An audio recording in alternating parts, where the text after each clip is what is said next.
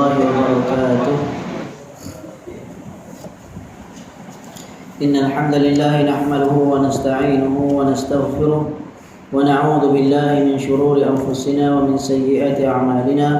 من يهده الله فلا مضل له ومن يضلل فلا هادي له. وأشهد أن لا إله إلا الله وحده لا شريك له وأشهد أن محمدا عبده ورسوله. يا أيها الذين آمنوا اتقوا الله حق تقاته ولا تموتن إلا وأنتم مسلمون. يا أيها الناس اتقوا ربكم الذي خلقكم من نفس واحدة وخلق منها زوجها وبث منهما رجالا كثيرا ونساء. واتقوا الله الذي تساءلون به والأرحام إن الله كان عليكم رقيبا. يا أيها الذين آمنوا اتقوا الله وقولوا قولا سديدا يصلح لكم أعمالكم ويغفر لكم ذنوبكم ومن يطع الله ورسوله فقد فاز فوزا عظيما. أما بعد. Alhamdulillah, bersyukur kita kepada Allah Subhanahu wa taala dapat kita menunaikan salat waktu maghrib secara berjemaah. Seterusnya kita akan sambung kuliah kitab perisai bagi sekalian mukallaf karangan Syekh Al-Mandili yang merupakan syarah bagi matan kitab Al-Aqidah At-Tahawiyah. Kali yang terakhir kita baru sahaja selesai pada matan yang ke-101 berkenaan kesinambungan dari matan yang dia bermula dari 99, okay? Dia saling berkaitan, yaitu di mana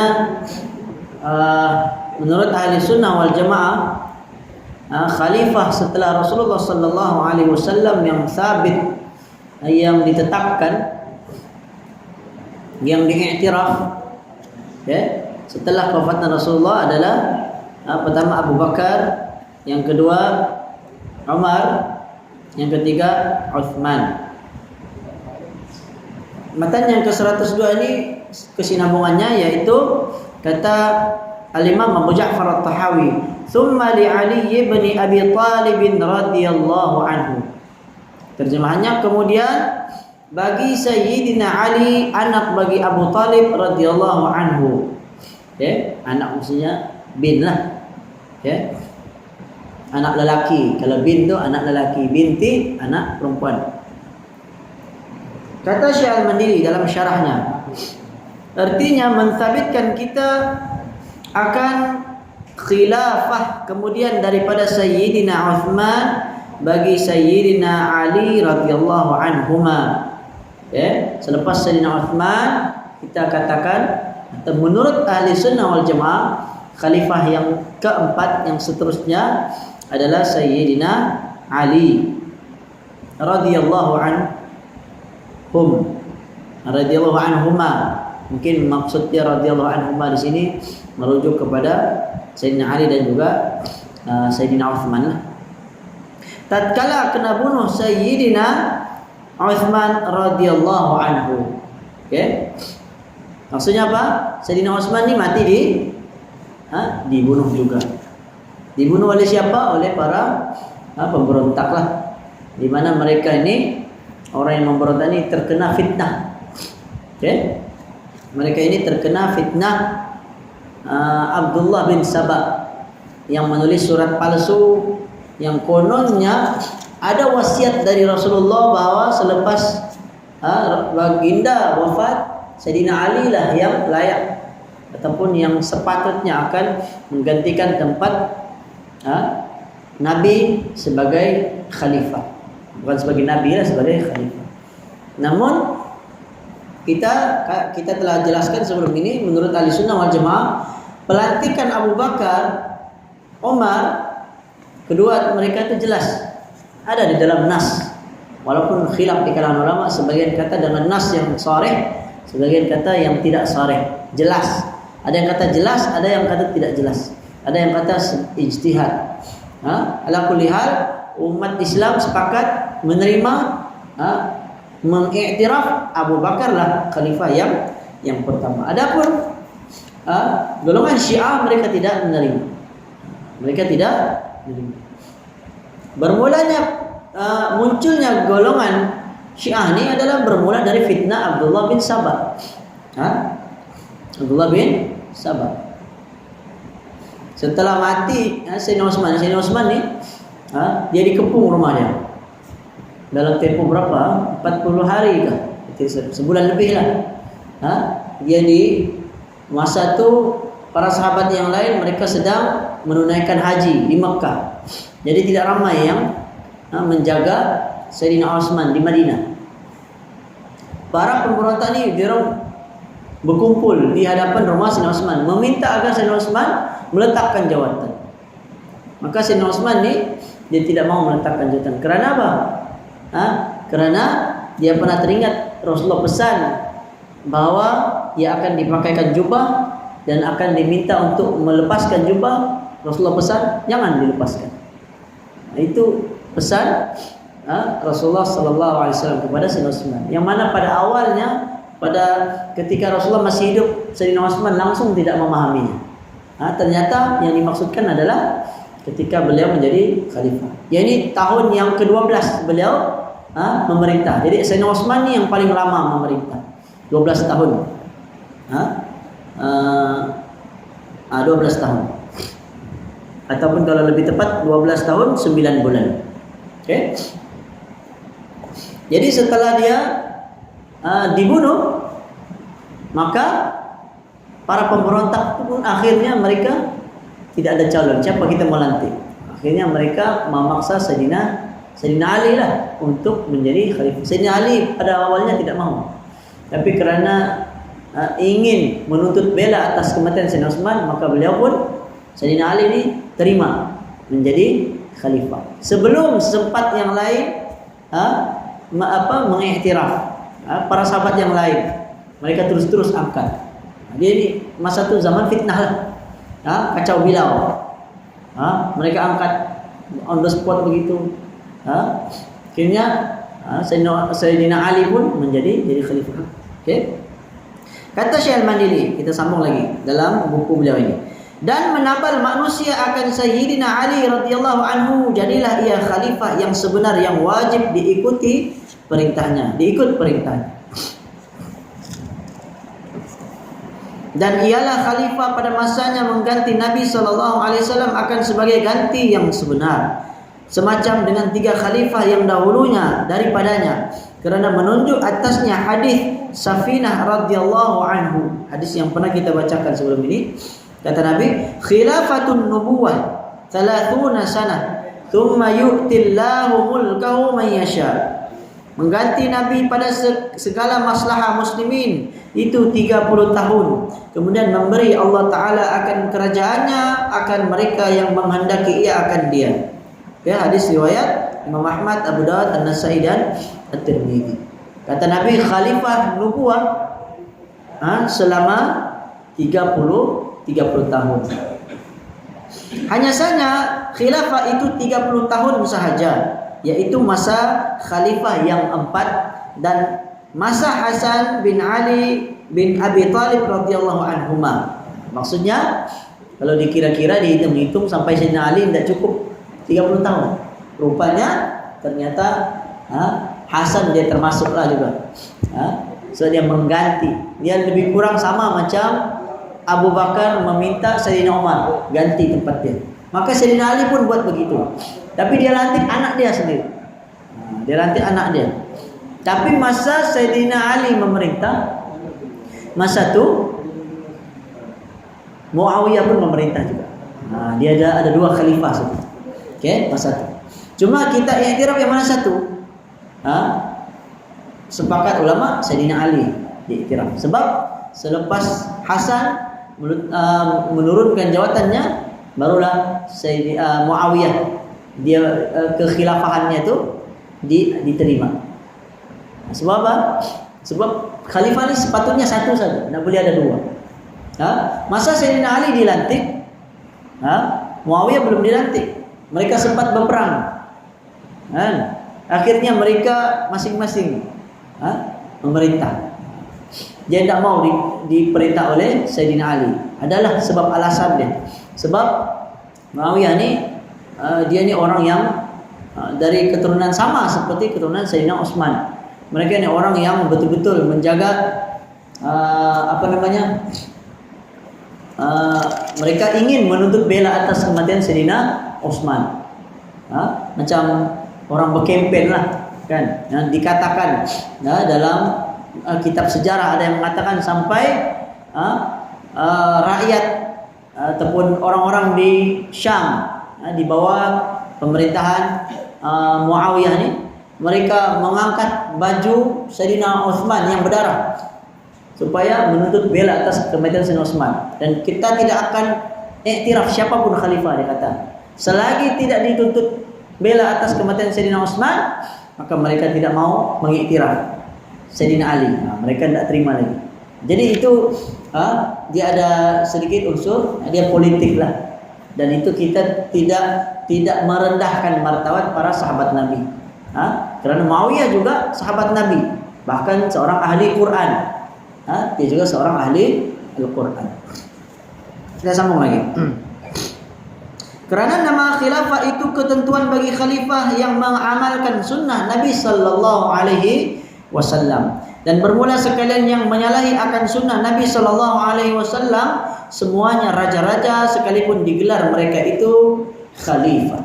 Okay? Itu selepas 30 tahun, maka raja-raja yang ada selepas itu dia terkeluar dari sunnah. Dia tidak termasuk khalifah nubuwah. Khalifah nubuwah ni khalifah yang berada di bawah petunjuk Nabi. Ya, ataupun kita para ulama ataupun istilah yang terkenalnya Khulafa ar-Rasyidin. Khulafa ar-Rasyidin itu 4. Abu Bakar, Umar, Uthman dan Ali. Dan adalah khilafah Sayyidina Abu Bakar radhiyallahu anhu 2 tahun 3 bulan sahaja. Dan khilafah Sayyidina Umar 10 tahun dan 6 bulan. Khilafah Sayyidina Uthman radhiyallahu anhu 12 tahun. Okay? Dan Sayyidina Ali 4 tahun dan 9 bulan. Okay? 4 tahun dan 9 bulan. Dan mula-mula jadi raja bagi muslimin adalah Sayyidina Muawiyah radhiyallahu anhu. Akan tetapi Muawiyah radhiyallahu anhu hanya saja jadi ia raja yang sebenar tatkala menyerahkan oleh Sayyidina Al-Hasan bin Ali radhiyallahu anhuma kepadanya akan khilafah. Jadi Muawiyah itu diiktiraf sebagai raja yang pertama, itu setelah Hasan dia meletakkan jawatannya. Maka ketika itu bermula zaman bukan khilafah lagi tapi raja. Kerana hadis Nabi sebut tsumma yu'tillahu mulkahu, kemudian Allah memberikan kerajaannya ataupun raja. Ada perkataan raja di situ. Mulkahu di sini sinonim daripada malik, raja. Okay? Mayyasha, siapa yang dikehendaki. Okay? Maka bahwasanya Sayyidina Al-Hasan radhiyallahu anhu menabal akan dia oleh orang Iraq kemudian daripada wafat ayahnya. Selepas wafat Sayyidina Ali, maka orang-orang Iraq, Sayyidina Ali itu dia berada di kawasan Iraq. Maka mereka semua suruh supaya mengganti khalifah ayahnya itu sebagai khalifah, yakni Sayyidina Ali menjadi khalifah. Setelah dia wafat, mereka meminta agar Hasan itu mengganti tempatnya. Kemudian daripada 6 bulan menyerah ia akan pekerjaan Sayyidina Muawiyah radhiyallahu anhu. Maksudnya dia memerintah hanya selama 6 bulan saja, tidak sampai setahun. Jadi kalau dihitung-hitung kiraannya 2 tahun 10 tahun, 12 tahun, 4 tahun. Kemudian campurlah bulan-bulannya itu sekali, cukup menjadi 30 tahun. Itulah khalifah nubuwah. Dan dengan dia nyata kebenaran sabda Nabi sallallahu alaihi wasallam, "Inna bani hadza sayyidun wa sayuslihu Allahu bihi baina fi'ataini 'azimataini minal muslimin." Bahwasanya cucu aku ini adalah penghulu, sayyid. Ini sabda Nabi kepada Hasan. Masa kecil lagi Hasan. Dia kata, "Inna bani hadza sayyid." Sesungguhnya cucu aku ini adalah merupakan penghulu. Dan selagi mendamaikan Allah Ta'ala dengan dia antara dua puak yang besar dari kalangan umat Islam, dari sekalian orang Islam. Kata Nabi bahwa cucu Nabi ini, jadi Sayyidina Hasan, dia akan yuslih, memperbaiki, mendamaikan, yuslih. Allah akan mendamaikan dengannya, yakni melalui Sayyidina Hasan, pada dua fi'ataini azimataini, puak yang besar dari kalangan umat Islam. Siapa dia?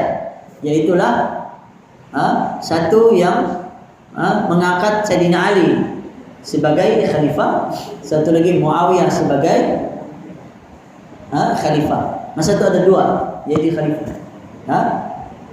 Kalau perinciannya itu memang kita perlu rujuk lagi lah sejarah, tapi memang secara umumnya begitulah pemerintahan yang berlaku. Dilantik Muawiyah, waktu bila saya pun tidak pastilah, tapi ada satu kisah yang masyhur. Kalau di buku dahulu tahun 6 pun ada di buku sekolah agama, buku lama Jahis lah, tapi saya rasa tiada sudah, kisah itu sudah dibuang sebab diringkaskan. Sekarang buku sejarah dia jadi ringkas sudah. Kalau dulu dibawa masuk, dan kalau saya baca-baca tuh mirip-mirip macam sejarah Khalifah Ar-Rasyidin yang dalam kitab Hamka tu lah. Allah alam, tak tahu dia punya rujukan, mungkin juga di situ. Jadi ada satu kisah di mana kisah itu dipanggil peristiwa tahkim. Peristiwa tahkim. Seorang wakil dari Sayyidina Ali, seorang wakil dari Sayyidina Muawiyah. Mereka meminta supaya kedua-duanya meletakkan jawatan. Maka wakil Sayyidina Ali naik atas mimbar. Lalu dia kata, aku sebagai wakil Sayyidina Ali mengisytihar bahwa Sayyidina Ali meletakkan jawatan, maksudnya menurunkan jawatan.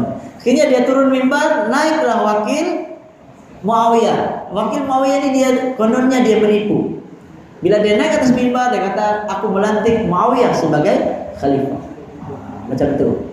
Tapi menurut ahli hadis, kisah tersebut adalah tidak sahih. Tidak sahih. Yang benarnya masing-masing tetap masih memerintah. Sayyidina Ali tetap memerintah di Irak, terutama di Irak dan seterusnya di tempat lain juga. Manakala Muawiyah juga memerintah di Syam. Maka di masa itu tahun umat Islam ada dua khalifah. Setelah mereka berperang, perang besar dua kali. Pertama perang Jamal, mula Ali lawan Aisyah. Namanya perang Jamal. Aisyah dia naik atas unta.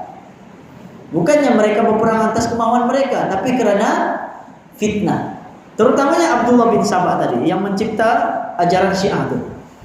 Dia masuk dalam kelompok Sayyidina Ali dan dia masuk dalam kelompok dalam kumpulan Aisyah. Aisyah ini siapa? Istri Nabi. Jadi malam tu tidak selesai tempatnya di Kufah ataupun di Kufah tempat mereka, atau di Basrah, antara dua tu mereka mengadakan rundingan. Di mana mula-mula Aisyah kata, kami mau sama-sama ikut menuntut bela atas kematian Sayyidina Utsman. Tapi pandangan Sayyidina Ali berbeza. Ali kata, biar aku seorang saja yang selesaikan. Akhirnya dengan kesepakatan mereka pun kata, okeylah, masalah menuntut bela atas kematian Sayyidina Utsman ini kami serahkan kepada engkau Ali. Akhirnya malam tu mereka tidur di kemah masing-masing, satu sana, satu sini. Lalu tiba-tiba terjadi peperangan malam tu, tiba-tiba. Jadi Sayyidina Ali dia melihat Aisyah perang, dia lawan. Jadi kata, bukankah kita sudah kita sudah adakan perjanjian, kesepakatan. Tiba-tiba dia perang, maka apa Sayyidina Ali buat? Sayyidina Ali lawan balik.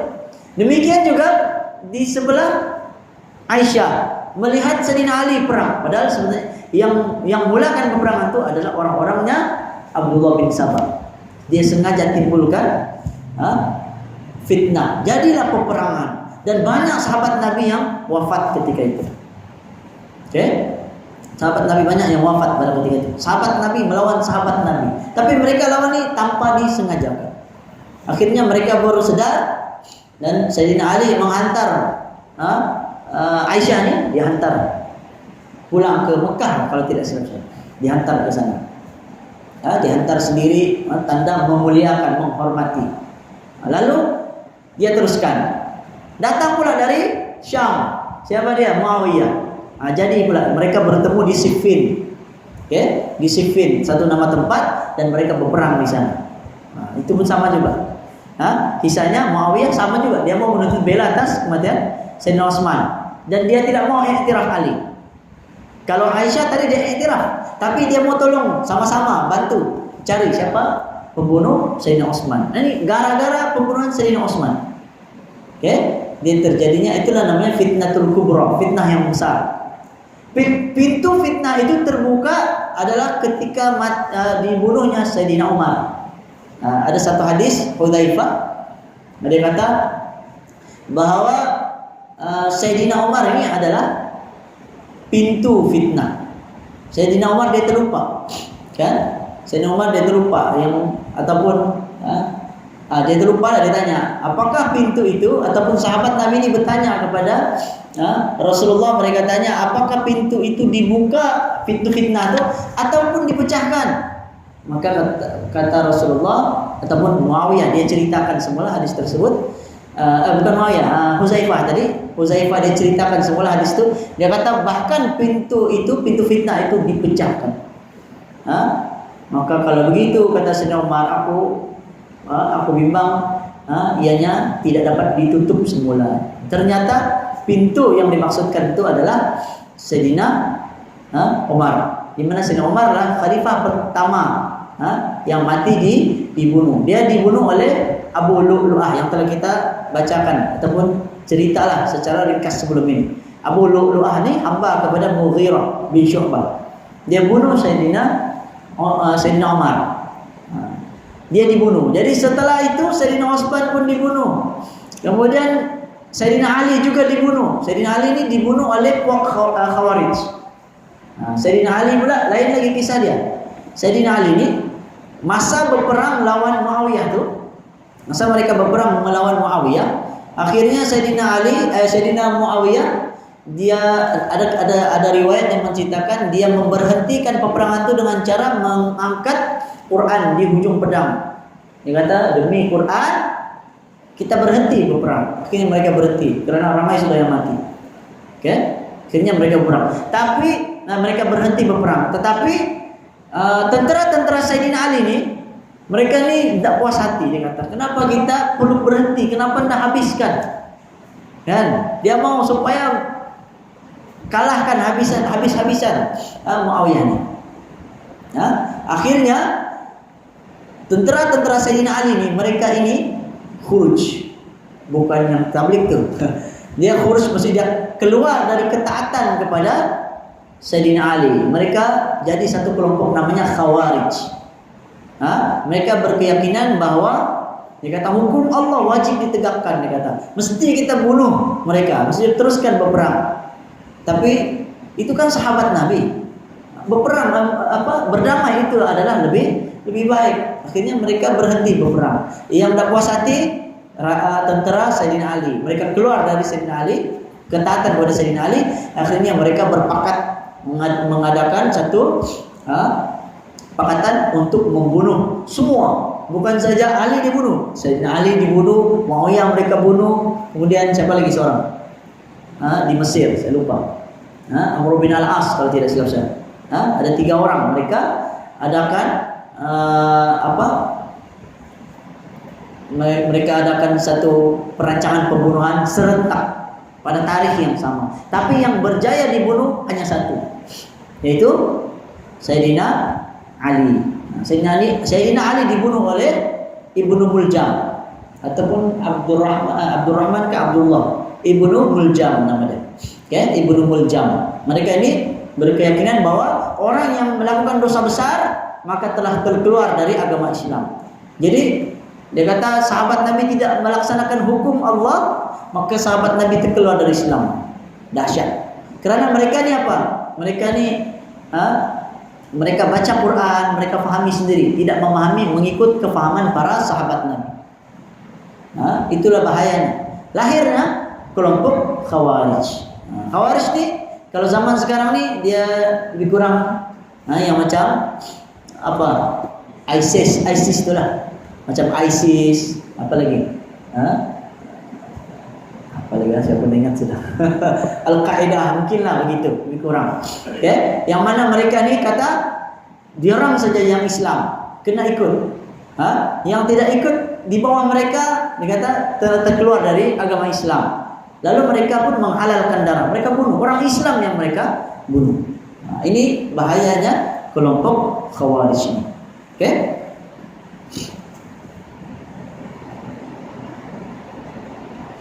Oke, saya sambung.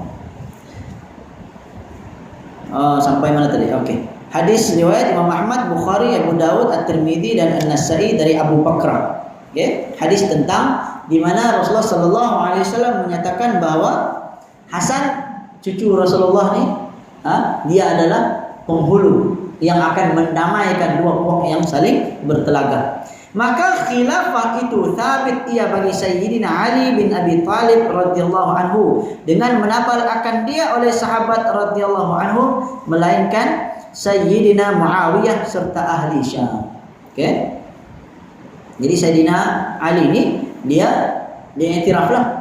Jadi setelah itu dia pun melantik siapa dari kalangan sahabat Nabi, yaitu anak dia sendiri, yaitu Hasan. Maka juga termasuk diiktiraf juga. Okay? Sehingga untuk disesuaikan dengan hadis Nabi itu betul lah hadis itu memang benar, di mana khalifah nubuwah selama 30 tahun. Maka bermula kebenaran itu serta Sayyidina Ali radhiyallahu anhu, maka mendapat ia akan 2 pahala, dan Sayyidina Ali tersalah ijtihadnya, maka mendapat ia akan 1 pahala. Tengok, para ulama kata bukan berdosa, bukannya Sayyidina Muawiyah ni artinya dia telah berdosa karena dia ijtihad mereka masa itu mereka tidak mau mengiktiraf Sayyidina Ali, mereka mau menuntut bela atas kematian Sayyidina Uthman. Lalu mereka tidak angkat Sayyidina Ali. Jadi ada kesalahan di situ. Yang betulnya kata para ulama adalah Sayyidina Ali. Sayyidina Ali yang lebih tepatlah. Walaupun Sayyidina Ali ini dia diangkat ditabalkan sebagai khalifah, kata para ulama dia bukan cara yang syar'i. Bukan dilantik oleh ahlul halli wal aqdi atau para sahabat Nabi yang melantik, ataupun dari kalangan para para ulama lah yang mengangkat dia, tetapi dia diangkat oleh para pemberontak. Tapi oleh kerana dia telah diangkat dan ramai bersetuju, maka tetap diterima. Setelah para ulama mengatakan zaman sekarang ni, contoh kita melantik pemerintah kita dengan cara demokrasi. Sebenarnya demokrasi itu bukan cara yang syar'i. Tapi kerana setelah dilantik dan semua sepakat menerima, maka dalam Islam kita wajib mengiktiraf juga, menerima. Demikian juga cara menggulingkan pemerintah juga tidak boleh, diharamkan. Tapi kalau sekiranya berjaya digulingkan dan dia berjaya naik jadi pemerintah, maka dalam Islam wajib juga ditaati, walaupun dengan cara yang salah. Jadi bukan bermakna orang tu cara pelantikannya tidak betul maka kita tidak iktiraf, tidak. Kalau semua telah mengiktiraf, maka tetap kita iktiraf juga, wajib juga kita iktiraf, terima. Betul ada golongan-golongan zaman sekarang ni umat Islam yang dia tidak mau menerima demokrasi. Contohnya apa? Apa nama itu?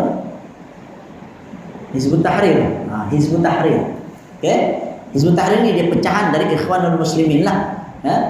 Ikhwanul Muslimin okey lagi, dia ikut demokrasi. Macam kebanyakan negara. Tapi Hizbut Tahrir ni dia asal dari Ikhwanul Muslimin, keluar dari Ikhwanul Muslimin, lalu mereka menolak demokrasi. Mereka hanya mau khalifah. Jadi siapapun dilantik jadi mereka tidak mau iktiraf. Mereka tidak. Jadi cara mereka macam mana? Dengan cara penggulingan. Apa orang Indonesia kan kudeta. Maka cara tu adalah haram, tidak boleh. Tapi dalam Islam ulama sepakat kalau misalnya ada yang buat juga dan berjaya dilantik, maka wajib diiktiraf juga, diterima. Tidak boleh kita kalau setelah diangkat pemerintah tersebut tiba-tiba kita mau memberontak lagi. Jadi sampai bila akan selesai? Kan? Nanti naik tidak setuju, naik tolak lagi. Jadi pemerintah pun akan silih ganti tukar, tidak lama. Okey, betul lah. Dalam Islam, dalam hal pemerintah ni kita diwajibkan untuk mentaati pemerintah. Yang mana telah dilantik maka wajib kita taati.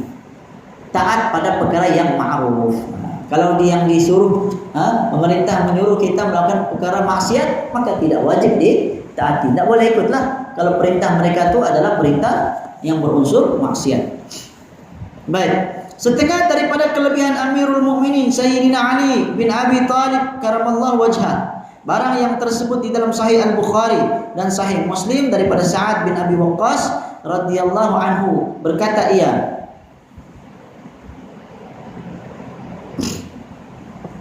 bersabda Nabi sallallahu alaihi wasallam, "Anta minni bimanzilati Harun min Musa illa annahu la nabiyya ba'di."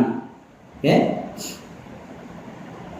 Kata Nabi sallallahu alaihi wasallam, engkau daripada aku menempati Nabi Harun dari Nabi Musa alaihi salam, melainkan bahwasanya tiada nabi kemudian daripada aku. Maka turunlah firman Allah, "Faqul ta'alu nad'u abna'ana wa abna'akum wa nisa'ana wa nisa'akum wa anfusana wa anfusakum." Maksudnya, maka katakanlah kepadanya, marilah kita memanggil anak-anak kami dan anak-anak kamu, istri-istri kami dan istri-istri kamu, diri kami dan diri kamu. Memanggil oleh Rasulullah sallallahu alaihi wasallam akan Sayyidina Ali, Siti Fatimah, Hasan dan Husain radhiyallahu anhum, maka bersembah ia, maksudnya berkata ia, wahai Allah, hai Allah, sekalian ini adalah ahliku. Dalam hadis riwayat Al-Bukhari dan Muslim, di mana Rasulullah sallallahu alaihi wasallam mengatakan Sayyidina Ali, Siti Fatimah, Hasan dan Husain, maka mereka ini termasuk ahli, maksudnya ahli bait, ahli keluarga aku, maksudnya ahli keluarga Nabi lah sallallahu alaihi wasallam radhiyallahu anhu. Okay?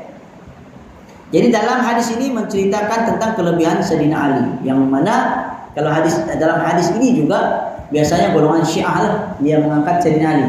Sebab Rasulullah kata jelas, dia kata Nabi dia kata Nabi Musa ni dan Nabi Harun, kan Nabi Musa dia punya abang dia Nabi Harun. Macam kedudukan Nabi Muhammad serta Sayyidina Ali ini bagaikan Nabi Musa dan Nabi Harun. Jadi kononnya begitulah. Sehingga kononnya kalau orang-orang Syiah dia kata yang berhak menggantikan tempat Nabi Muhammad selepas dia wafat adalah Sayyidina Ali. Tapi sebenarnya dia kena ikutlah apa yang dilantik. Umat Islam melantik siapa? Ternyata umat Islam melantik Abu Bakar. Maka Abu Bakar lah yang diiktiraf, wajib kita iktiraf. Dan pelantikannya itu sebenarnya sudah jelas di dalam hadis-hadis Nabi juga. Telah disebutkan dalam banyak hadis-hadis yang mana Rasulullah sendiri selalu meminta ganti. Kemudian ada perempuan yang tanya kepada siapa akan aku jumpa kepada Abu Bakar, menunjukkan bahwa Abu Bakar ni adalah pengganti Nabi sebagai khalifah. Kemudian Sayyidina Umar, kemudian Utsman, kemudian Sayyidina Ali. Jadi kerana hadis Nabi ini benarlah menunjukkan bahwa Sayyidina Ali ini diiktiraf sebagai khalifah yang keempat selepas Sayyidina Utsman mati dibunuh. Baik, jadi itu secara ringkaslah penjelasan ataupun kisah. Kalau kita mau lebih mendalam lagi tentang Khulafa Ar-Rasyidin ini, kita kena baca kitab sirah. Kitab sirah yang ada menjelaskan secara panjang lebar tentang khalifah tersebut. Baik, kita masuk pada matan yang ke-103. Dia masih ada kesinambungan, di mana kata Al-Imam Abu Ja'far At-Tahawi, wa hum al-khulafa'ur rasyidun wal a'immatul mahdiyun. Okey, terjemahannya. Dan sekalian mereka itu khalifah yang mendapat akan yang betul dan sekalian ikutan yang dapat petunjuk. Okey, maksudnya apa? Umum al-khulafa, mereka semua itu adalah khulafa yang 4 disebut tadi, Abu Bakar, Umar, Utsman dan Ali. Mereka adalah khalifah. Ar-Rasyidun, Rasyid ini maksudnya daripada maksud mursyidun. Mursyidun maksudnya petunjuk lah. Okey. Jadi mereka ni khalifah yang rasyid, yang mendapat petunjuk ataupun yang betul, dalam terjemahan Syekh Al-Madli yang betul. Mereka ini khalifah yang sebenarnya wal a'immah al-mahdiyun, dan mereka juga adalah a'immah. A'immah ni daripada perkataan imam. Jadi a'immah maksudnya mereka menjadi imam al-mahdiyun, yang orang yang beroleh petunjuk. Maksudnya mereka ni adalah ikutan bagi orang-orang yang mendapat petunjuk. Okey. Kata Syekh Al-Mandili, artinya dan bermula Abu Bakar dan Umar dan Utsman dan Ali radhiyallahu anhum.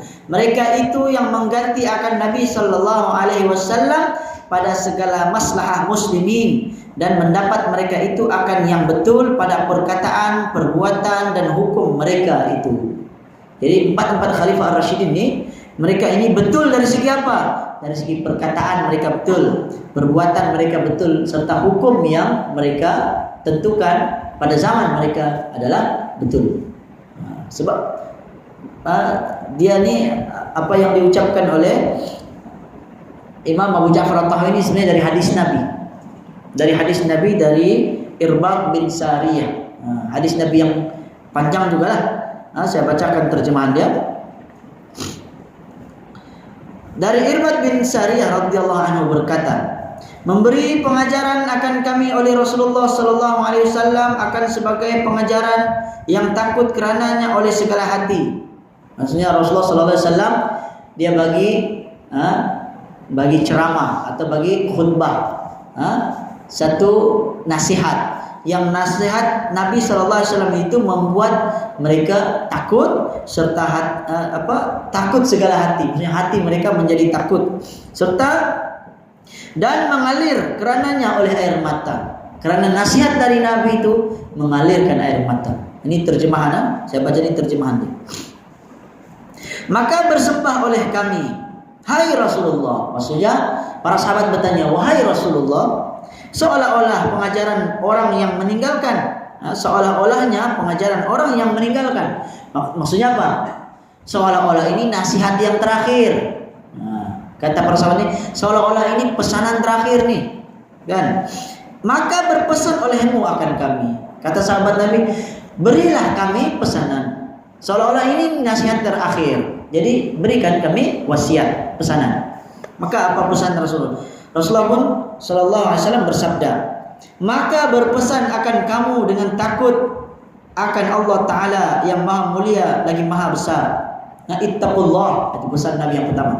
Takutlah kamu kepada Allah, bertakwalah kamu kepada Allah. Dan mendengarlah dan taatlah akan pemerintah. Kata Nabi, dengarlah, inna sam'a wa ta'ah. Hendaklah kamu mendengar serta taat. Wa in ta'ammaran 'alaikum 'abdun. Dalam hadis ini, dalam hadis yang lafaz Arabnya itulah, sekalipun yang menjadi pemerintah atas kamu akan sahaya.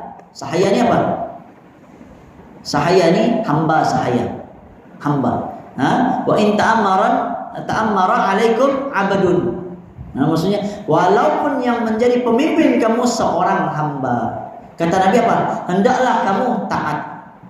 Jadi pemerintah yang diangkat, tidak kiralah miskin kah, kaya kah, raja kah, atau hamba tiba-tiba jadi pemerintah. Nabi bagi contoh yang paling teruk sekali lah hamba. Seorang hamba tiba-tiba jadi pemimpin. Kata Nabi, hendaklah kamu dengar dan taat. Hadis ini hadis yang sahih. Okay? Maka bahwasanya barang siapa hidup daripada kamu, kalau dalam hadis yang lain ada yang menambah abdun habashi, hamba yang berkulit hitam. Habsyi ini maksudnya di Afrika. Walaupun yang naik, yang jadi pemerintah tuh hamba Habsyi. Hamba Habsyi, maksudnya hamba yang berkulit hitam. Ada lagi banyak riwayat yang lain. Ada yang kata walaupun kudung tangannya atau telinganya putus ke, ada banyak riwayat menunjukkan bahwa siapa saja pemerintah, tidak kira lah, tidak kira siapapun yang naik diangkat sekalipun, bagi kita macam seolah-olah tidak layak, tapi kalau sudah diangkat menjadi khalifah, menjadi pemerintah, kata Nabi, dengar dan taat. Maka bahwasanya barang siapa yang hidup daripada kamu, kata Nabi, man ya'ish minkum ba'di, setelah aku, maksudnya selepas Nabi tidak ada, maka selagi melihat dia akan bersalah-salahan yang banyak, apa dia kata, man ya'ish minkum ba'di fasayarah ikhtilafan katsira, dalam hadis Nabi itu. Siapa yang hidup setelah aku, maka dia pasti akan melihat perselisihan yang sangat banyak. Ada perselisihan di kalangan siapa? Dari kalangan umat Islam. Ini adalah mukjizat Nabi lah. Nabi tahu bahwa umat Islam ini dia pasti akan berpecah belah. Maka selagi melihat, maka lazimkan oleh kamu, alaikum, kata Nabi, hendaklah kamu, lazimkan oleh kamu akan jalanku, alaikum bisunnati, sunnati itu jalanku, hendaklah kamu berpegang dengan sunnah aku, kata Nabi, wa sunnatil khulafa ar-rasyidin, dan sunnah para khalifah ar-rasyidin, sunnah para khalifah ar-rasyidin. Dalam ini disebut, dan jalan akan sekalian khalifah yang mendapat akan yang betul, lagi yang dapat petunjuk. Al-Mahdiyin, betul lah. Rasyid betul Al-Mahdiyin. Ar-Rasyidun betul Al-Mahdiyun. Dua. Yang betul serta yang mendapat petunjuk. Wa'addu 'alaiha bin nawajid. Kata Nabi, gigitlah sunnah tersebut dengan geraham. Tahu geraham? Geraham gigi yang paling kuat. Saya kasih habis hadisnya. Hendaklah kamu gigit sunnah tersebut. Jadi sunnah apa tadi? Sunnah Nabi. Kemudian sunnah Khalifah Ar-Rasyidin. Hendaklah kamu gigit ya dengan geraham bungsu. Dalam terjemahannya geraham bungsu, maksudnya gigi geraham lah. Dan jauhkan oleh kamu akan diri kamu dan yang direka-reka pada pekerjaan agama, kerana bahwasanya tiap-tiap yang direka-reka itu bid'ah. Hadis riwayat Imam Ahmad, Abu Daud, Ibnu Majah, Abu Nuaim dan At-Tirmidzi, dan berkata ia hadis hasan lagi sahih. Oke. Nanti akan ada penjelasan lah daripada Syekh Al-Mandili lah, sedikit lah berkenaan hadis ini. Maksudnya apa? Secara ringkas kata Nabi, gigitlah sunnah-sunnah tersebut dengan geraham kamu, dan berhati-hati kamu, ba'iyyakum wa muhdatsatil umur, perkara yang baru, maksudnya perkara yang baru dalam agama, khususnya dalam bab akidah. Jadi setelah kewafatan Nabi ini muncul mazhab-mazhab akidah yang baru, seperti apa tadi? Mula-mula sekali keluar Khawarij, kemudian adanya Syiah, kemudian muncul lagi Mu'tazilah, kemudian muncul lagi Jabariyah, muncul lagi Qadariyah, dan seterusnya, banyak lagi kelompok-kelompok yang sesat, yang menyalahi ahli sunnah wal jamaah. Maka Nabi suruh kita berhati-hati. Kata Nabi, kerana tiap-tiap yang direka, fa inna kulla bid'atin dhalalah, ataupun kulla muhdatsatin bid'ah. Ada banyak riwayat lah.